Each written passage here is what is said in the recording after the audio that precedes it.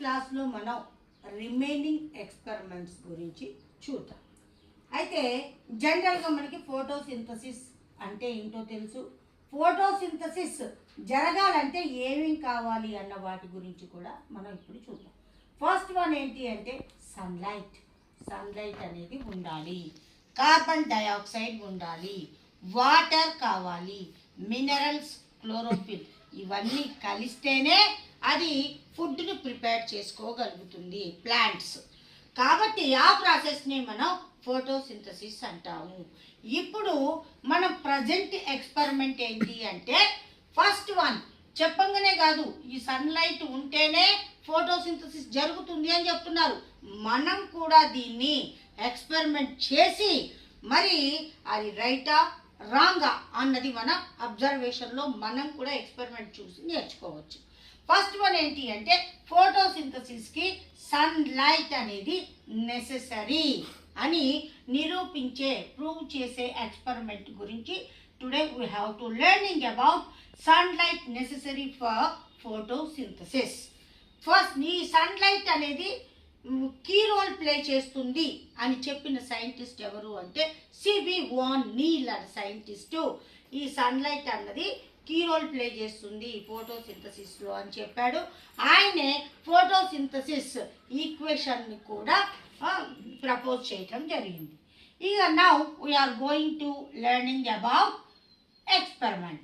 Already I told you steps in experiment. First one, aim, apparatus, procedure, observation, conclusion. Total 5 steps included in the experiment writing. Right? First one, aim. Aim is nothing but what is the experiment.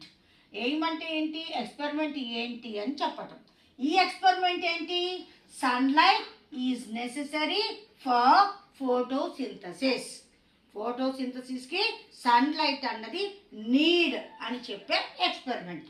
ఇప్పుడు నేనేం చేస్తున్నాను అంటే ఒక ప్లాంట్ని తీసుకున్న తర్వాత ఈ ప్లాంట్ని నేను ఏం చేస్తాను అంటే 1 or 2 days డార్క్ ప్లేస్లో అంటే అస్సలు సన్లైట్ తగలని ప్లేస్లో ఉంచటం జరుగుతుంది.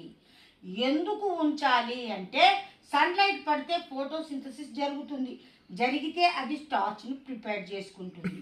కానీ ఇక్కడ మన ఎక్స్పెరిమెంట్ ఏంటి అంటే సన్లైట్ నెసెసరీ అని నిరూపించటం. మరి అది మనం ప్రూవ్ చేయాలి అంటే ఫస్ట్ లీఫ్లో కంప్లీట్గా స్టార్చ్ అనేది లేకుండా చేయాలి.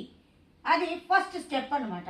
మరి అట్లా లేకుండా చేయాలి అంటే సన్లైట్ అనేది దాన్ని తగలకుండా డార్క్ ప్లేస్లో పెడితే ఈ ప్లాంట్ ఏం చేస్తుంది అంటే ఇక ఫోటోసింథసిస్ జరుపుకోలేదు కాబట్టి అది తయారు చేసుకున్న ఫుడ్నే అది కన్జ్యూమ్ వాడుకోవటం జరుగుతూ ఉంటుంది. ఇట్లా కంప్లీట్గా వాడుకున్న తర్వాత ఈ ప్లాంట్ మొత్తం కూడా వడలిపోయినట్టు ముడతలుగా అవుతుంది. అయిన తర్వాత 2-3 days తర్వాత ఈ ప్లాంట్ని ఒక లీఫ్కి ఏం చేయాలి అంటే బ్లాక్ కలర్ స్ట్రిప్ని సన్లైట్ ఆ ప్లేస్లో పడకుండా అంటించాలి. బ్లాక్ కలర్ స్ట్రిప్ని అంటించిన తర్వాత ఇప్పుడు ఈ ప్లాంట్ని తీసుకెళ్ళి సన్లైట్కి ఎక్స్పోజ్ చేయాలి. సన్లైట్కి ఎక్స్పోజ్ చేసి ఎప్పటిదాకా ఒక 3-4 hours సన్లైట్లో ఎక్స్పోజ్ చేయాలి. ఎక్స్పోజ్ చేస్తే ఆటోమేటిక్గా ఈ ప్లాంట్ ఫోటోసింథసిస్ని జరుపుకుంటుంది. ఆ తర్వాత మనం ఏ లీఫ్కైతే ఈ బ్లాక్ కలర్ పేపర్ని మనం స్టికప్ చేసామో ఆ లీఫ్ని ప్లాంట్ నుంచి సెపరేట్ చేయాలి. సెపరేట్ చేసిన తర్వాత ఈ స్ట్రిప్ని తీసేసి ప్లాంట్ మీద అయోడిన్ సొల్యూషన్ వేయాలి. ప్లాంట్ మీద అయోడిన్ సొల్యూషన్ వేస్తే ఏమవుతుంది అంటే మనం ఏ పార్ట్ వరకు అయితే ఈ బ్లాక్ పేపర్ అంటించామో ఆ పార్ట్ వరకు అది కలర్లెస్గా ఉంటుంది. రిమైనింగ్ పార్ట్ మాత్రం అయోడిన్ సొల్యూషన్ వేస్తాం కదా, దానివల్ల బ్లూయిష్ బ్లాక్ కలర్కి మారుతుంది. అంటే ఏంటి? ఈ బ్లాక్ కలర్ అంటించిన స్ట్రిప్ వరకు అక్కడ సన్లైట్ పడలేదు కాబట్టి అది ఫోటోసింథసిస్ జరుపుకోలేదు. జరుపుకోలేదు కాబట్టి అక్కడ స్టార్చ్ అనేది తయారు కాలేదు. కాబట్టి ఈ పార్ట్ అనేది కలర్లెస్గా ఉంది. ఈ రిమైనింగ్ పార్ట్ మాత్రం లైట్కి ఎక్స్పోజ్ అయింది కాబట్టి అది ఫోటోసింథసిస్ని జరుపుకొని స్టార్చ్ని తయారు చేసుకుంది కాబట్టి ఇక్కడ స్టార్చ్ ఉంది కాబట్టి అది ఏ కలర్కి మారుతుంది అంటే బ్లూయిష్ బ్లాక్ కలర్కి మారటం జరుగుతూ ఉంది. దీన్ని బట్టి కూడా మనం ఏం చెప్పవచ్చు అంటే ఫోటోసింథసిస్లో సన్లైట్ అనేది necessary. Sunlight is necessary for photosynthesis అని మనం ఈ ఎక్స్పెరిమెంట్ ద్వారా ప్రూవ్ చేయటం జరుగుతూ ఉంటుంది. ఈ ఎక్స్పెరిమెంట్ని మనం స్కూల్లోనే చేయాలి అని ఏమీ లేదు. దీంట్లో మనం ఒకే ఒక కెమికల్ అయోడిన్ అనేది వాడుతున్నాం అంతే. ఈ ఎక్స్పెరిమెంట్ని మనం ఇంటి దగ్గర కూడా చేసుకొని ప్రూవ్ చేసుకోవచ్చు. ఇది మనం hands on practice, learning by doing ఈ చేయటం ద్వారా మీరు అబ్జర్వేషన్ ద్వారా ఇలాంటి ఎక్స్పెరిమెంట్స్ని ఎక్కువ కాలం మీరు గుర్తుపెట్టుకోవటం జరుగుతుంది. ఆ స్టెప్స్ వేసి స్టెప్స్కి ఎదురుగా మనం ఎక్స్పెరిమెంట్లో ఏమేమి చేసామో అన్నీ చెప్పుకుంటూ పోతే ఈ టోటల్ ఎక్స్పెరిమెంట్ అనేది కంప్లీట్ అవుతుంది.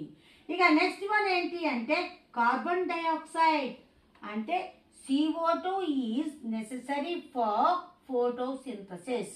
కార్బన్ డైఆక్సైడ్ అనేది ఫోటోసింథసిస్కి అవసరము అని నిరూపించే ప్రూవ్ చేసే ఎక్స్పెరిమెంట్. మరి అవునా కాదా దీన్ని కూడా మనం ఎక్స్పెరిమెంట్ ద్వారా ప్రూవ్ చేయొచ్చు. ఇక్కడ మనం ఏం చేస్తామంటే సేమ్ ఇదే ప్లాంట్ని ఎక్కడ పెడతాము అంటే డార్క్ ప్లేస్లో పెడతాం. డార్క్ ప్లేస్లో పెట్టడం వల్ల ఆ ప్లాంట్ 2 to 3 days ఉంచితే ఆ ప్లాంట్ లీవ్స్ మొత్తం ప్లాంట్ మొత్తం కూడా డీస్టార్చ్ అయిపోతుంది. డీస్టార్చ్ అయిన తర్వాత ఈ ప్లాంట్లో ఒక లీఫ్కి ఒక బాటిల్ తీసుకొని ఆ బాటిల్లో KOH సొల్యూషన్ వేయాలి. ఏ సొల్యూషన్ వేయాలి? KOH పైలట్స్ కానీ KOH సొల్యూషన్ కానీ వేయాలి. వేసిన తర్వాత ఈ బాటిల్లోకి ఈ ఆకుని లోపలికి పెట్టేసి గట్టిగా మూత పెట్టాలి, ఎలాంటి గాలి లోపలికి వెళ్ళకుండా. ఇలా చేసి ఇలాంటి అరేంజ్మెంట్ ఆఫ్టర్ దిస్ అరేంజ్మెంట్ ఈ total equipment kept in exposed to లైట్కి ఎక్స్పోజ్ అయ్యేటట్టు ఈ టోటల్ అరేంజ్మెంట్ ఉన్న ప్లాంట్ని పెట్టడం జరుగుతుంది. ఇక 2 or 3 hours 3 or 4 hours తర్వాత ఏం చేయాలి అంటే we have to separate this leaf from the plant. ఈ లీఫ్ని ప్లాంట్ నుండి సెపరేట్ చేయాలి. సెపరేట్ చేసిన తర్వాత ఈ లీఫ్ వరకు ఒక చోట పెట్టి దాని మీద కూడా అయోడిన్ సొల్యూషన్ వేయాలి. అయోడిన్ సొల్యూషన్ వేస్తే ఈ వెనుక ఉన్న పార్ట్ మాత్రమే బ్లూయిష్ బ్లాక్ కలర్కి మారుతుంది. ఏ పార్ట్ అయితే మనం బాటిల్లోకి గట్టిగా పెట్టేశామో, బాటిల్లో పంపించి మూత పెట్టేశామో ఆ పార్ట్ మాత్రం కలర్లెస్గా ఉంటుంది. Because of starch is prepared in this part only. Starch is not present in this part. That's why this part is colorless and this part is in bluish black color. మరి ఎందుకు ఇందులో ఉన్న ఈ సీసాలో పెట్టిన ఈ పార్ట్ కలర్లెస్గా ఎందుకు ఉంది అంటే ఈ KOH యొక్క న్యాచురల్ క్యారెక్టర్ ఏంటి అంటే ఇట్ అబ్జార్బ్స్ CO2. CO2ని కంప్లీట్గా అబ్జార్బ్ చేసుకుంటుంది. కాబట్టి ఈ ముందు ఉన్న పార్ట్ వైపు CO2 లేదు. CO2 లేదు కాబట్టి absence of CO2 this part can not prepare starch. Behind this part prepared starch because of photosynthesis occurred in this part only. Photosynthesis does not occur in the leaf front part which is kept in the bottle. So in this experiment we have to prove CO2 is also necessary for photosynthesis. అంటే ఏంటి? Plant యొక్క leaf యొక్క ముందు భాగం బాటిల్లో ఉంది. బాటిల్లో ఉన్న KOH ఏం చేస్తుంది అంటే టోటల్ CO2ని అబ్జార్బ్ చేసుకొని CO2 లేకుండా చేస్తుంది. CO2 లేకపోవటం వల్ల ఇక్కడ ఫోటోసింథసిస్ జరగలేదు, స్టార్చ్ లేదు. ఈ వెనుక ఉన్న వైపు CO2 ఉంది కాబట్టి ఇది ఫోటోసింథసిస్ జరుపుకుంది, స్టార్చ్ అనేది ఇక్కడ ప్రిపేర్ అయ్యింది. సో ఇది ముందు పార్ట్ ఏమో కలర్లెస్ అయింది, వెనుక పార్ట్ ఏమో బ్లూయిష్ బ్లాక్ కలర్కి మారింది.